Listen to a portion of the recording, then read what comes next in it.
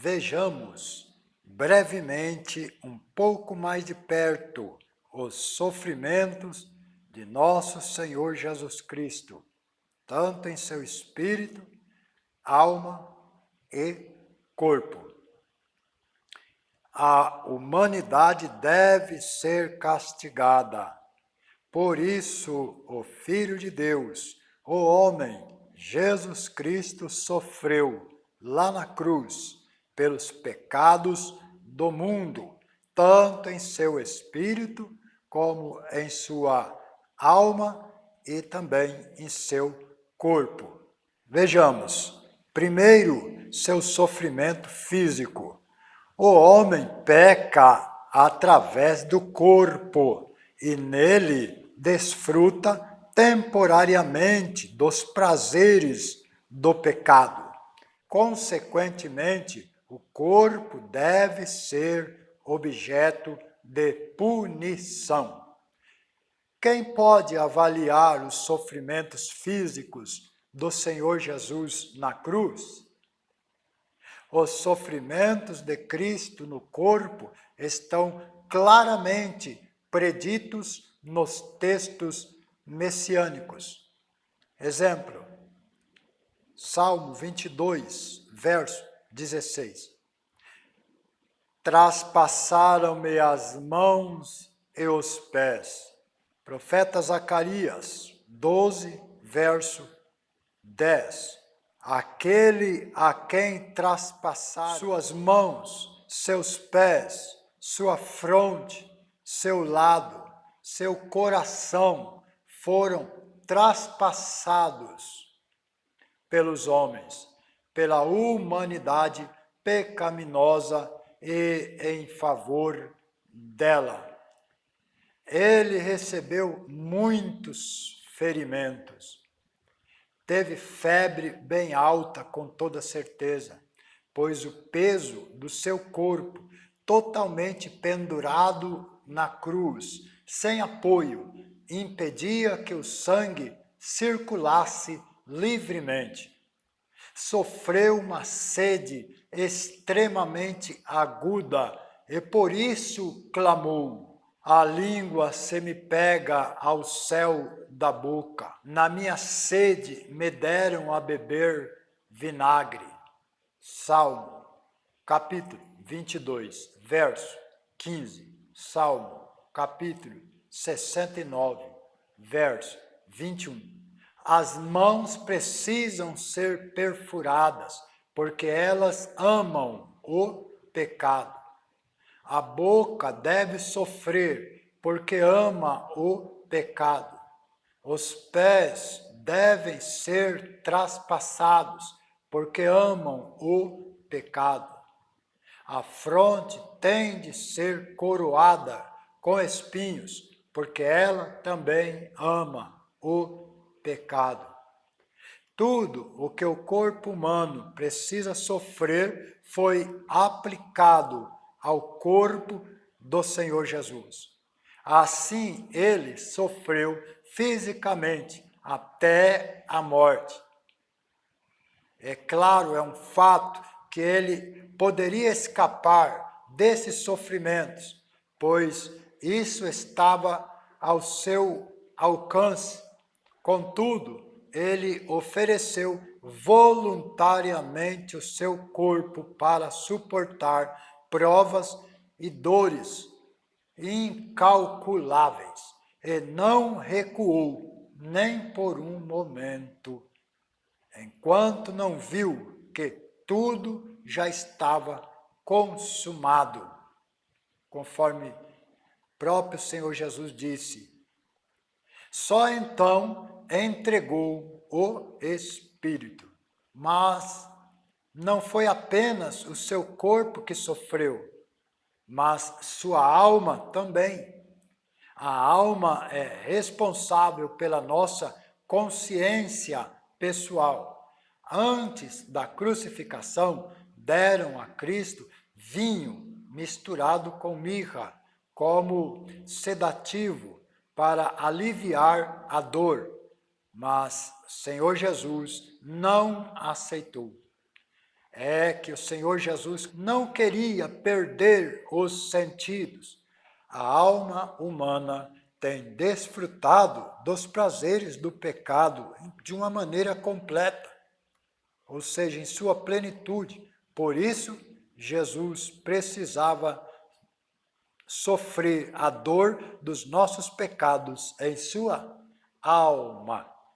Ele preferiu beber o cálice que Deus lhe deu, a beber o cálice que entorpece, que anestesia os sentidos.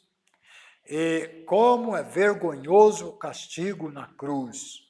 Ela era usada para executar escravos fugitivos. Um escravo não tinha nem propriedades e nem tampouco direitos. Seu corpo pertencia ao seu dono, portanto, poderia ser castigado na cruz mais vergonhosa. O Senhor Jesus tomou o lugar de um escravo e foi crucificado. O profeta Isaías chamou-o de o servo. E Paulo também afirmou que ele tomou a forma de escravo. E como escravo, ele veio para livrar a nós, que estamos sujeitos a uma vida inteira de escravidão ao pecado e a Satanás. Somos escravos das paixões, do temperamento, dos hábitos e do mundo. Somos vendidos ao pecado. Contudo, ele morreu por causa da nossa escravidão e levou sobre si toda a nossa vergonha. No Evangelho de João está registrado, capítulo 19, verso 23. Tomaram as roupas do Senhor Jesus, portanto, ele estava quase nu quando foi crucificado. Essa é uma das vergonhas da cruz. O pecado tira nossa bela roupa e nos deixa nus, despidos. O Senhor Jesus foi despido diante de Pilatos e, novamente, também no Calvário. Como será que sua alma santa se sentiu diante de tal afronta? Isso não era um insulto à santidade de sua pessoa, uma agressão que o cobriu de vergonha? Quem é capaz de entender seus sentimentos naquele momento trágico? Todo homem havia desfrutado da aparente glória do pecado. Por isso, o Salvador teve de suportar a real vergonha do pecado. Verdadeiramente, ninguém jamais poderá ou poderemos avaliar o tamanho sofrimento porque passou a alma do Salvador na cruz.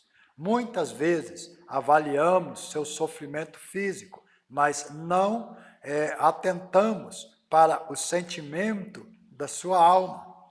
Uma semana antes da Páscoa, ele disse: agora está angustiada a minha alma. Evangelho de João 12, verso 27. Isso é referência à cruz. Quando ele estava no jardim do Getsemane, novamente afirmou: a minha alma está profundamente triste até a morte. Mateus capítulo 26, verso 38.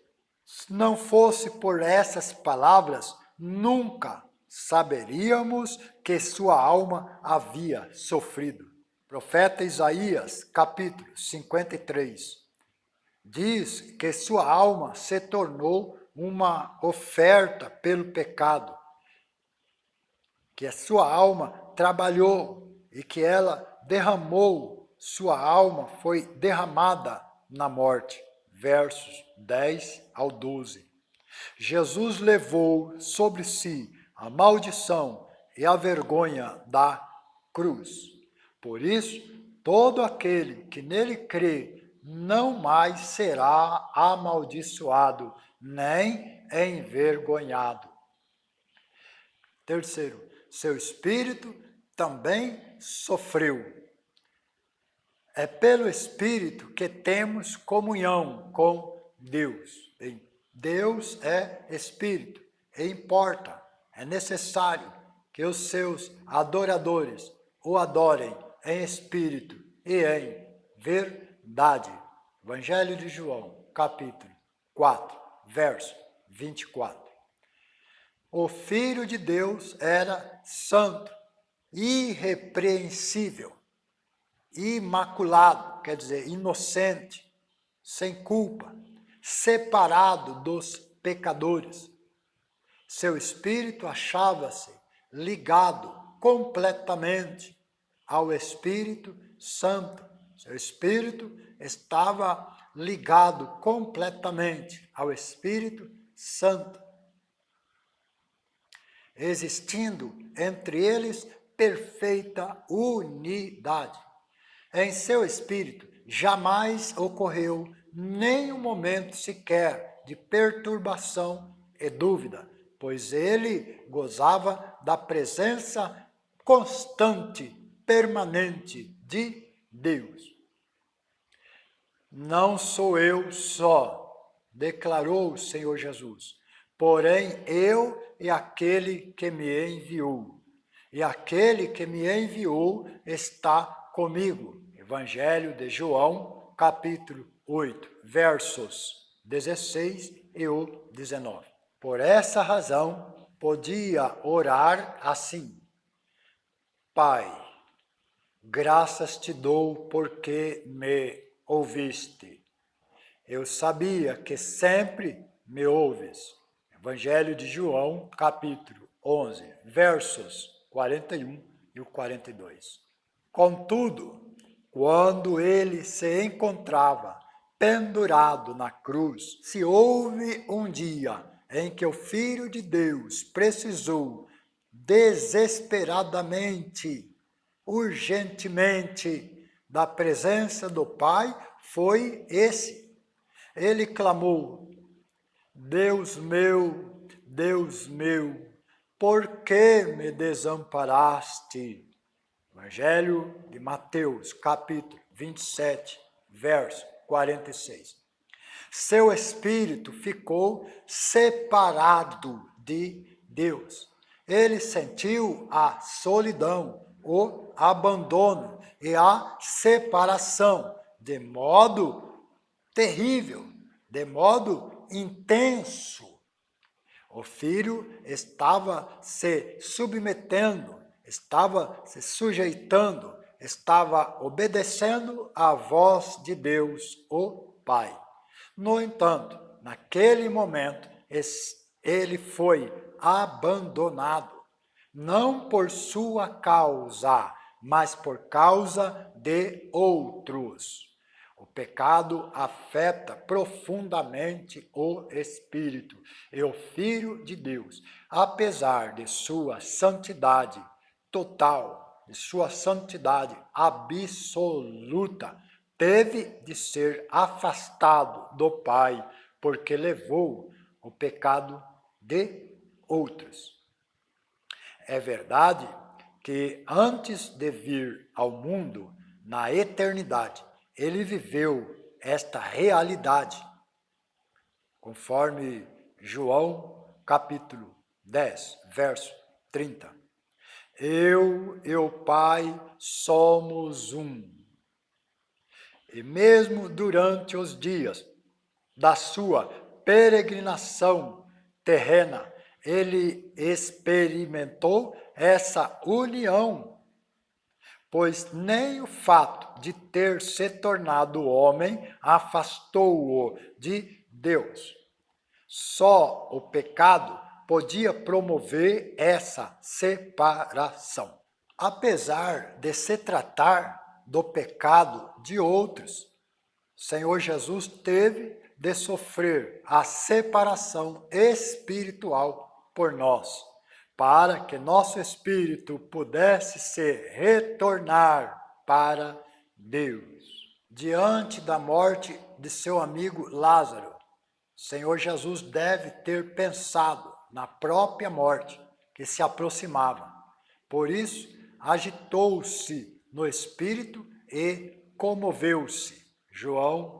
Evangelho de João, capítulo 11, verso 33.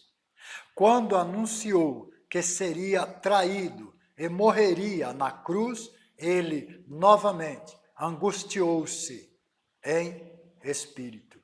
Evangelho de João, capítulo 13, verso 21. Foi por isso que, ao receber o castigo do Calvário, clamou: Deus meu, por que me desamparaste? Lembro-me de Deus e passo a gemer. Medito e me desfalece o espírito. Mateus 27, verso 46 e o Salmo 22, verso 1. Também o Salmo 77, verso 3. Seu espírito se separou do Espírito de Deus. Isso ele foi separado do poderoso conforto do Espírito Santo. E também suspirou: derramei-me como água e todos os meus ossos se desconjuntaram. Meu coração fez-se como cera, derreteu-se dentro de mim. Secou-se o meu vigor como um caco de barro, e a língua se me apega ao céu da boca. Assim me deitas no pó da morte. Salmo 22, versos 14 e o 15. O Espírito de Deus o abandonou. Além disso, o espírito maligno de Satanás zombou, escarneceu dele. Parece claro que o texto seguinte refere-se a esse episódio. Salmo capítulo 22, verso 11 ao 13. Vou ler rapidamente. Não te distancies de mim, não há quem me acuda, não há quem me ajude. Muitos touros me cercam, fortes touros de Bazã me rodeiam. Contra mim abrem a boca, como faz o leão que despedaça e ruge. Seu espírito sofreu o abandono de Deus, ao mesmo tempo em que resistia ao escárnio do inimigo. O espírito do homem, de tal modo, se separou de Deus, exaltou-se a si mesmo e seguiu o maligno. Então, o espírito do homem precisa ser totalmente quebrado para não resistir mais a Deus, nem permanecer aliado ao inimigo. Na cruz, o Senhor Jesus Cristo tornou-se pecado em nosso lugar. Quando Deus proferiu juízo sobre toda a humanidade ímpia, sua condição humana e santa foi completamente esmagada. Abandonado por Deus, Cristo sofreu a dor mais amarga do pecado, suportando em trevas a ira punitiva de Deus sobre o pecado. Sem o sustento do amor divino e sem a luz do rosto do Senhor, Deus se afasta do homem por causa do pecado. Nossa condição humana pecaminosa foi, então, totalmente castigada no homem inocente, no homem puro, no homem imaculado, que foi o Senhor Jesus. Todo o castigo endereçado ao corpo, à alma e ao espírito dos pecadores foi descarregado sobre ele. Jesus é o nosso representante. Pela fé estamos unidos a ele. Sua morte é considerada como nossa morte. E seu castigo como nossa punição. Nosso espírito, alma e corpo foram totalmente julgados e castigados nele. É como se a punição tivesse sido aplicada diretamente à nossa pessoa. Assim, o apóstolo Paulo diz, Carta aos Romanos, capítulo 8, verso 1. Portanto, agora nenhuma condenação há para os que estão em Cristo Jesus. Mas tem a outra parte do versículo para concluir o verso 1. Que não andam segundo a carne, mas segundo o Espírito. Foi isso que o Senhor Jesus fez por nós. E hoje, essa é nossa situação diante de Deus. Porquanto, quem morreu está justificado do pecado. Romanos 6, verso 7. Até aqui somente, para não prolongar muito e para finalizar, é claro, eu convido você para fazer parte do ID do Senhor Jesus, cooperando junto comigo. Inscreva-se agora mesmo aqui no canal, conhecereis a verdade. Deixe também o seu gostei e até o próximo vídeo, se Deus quiser.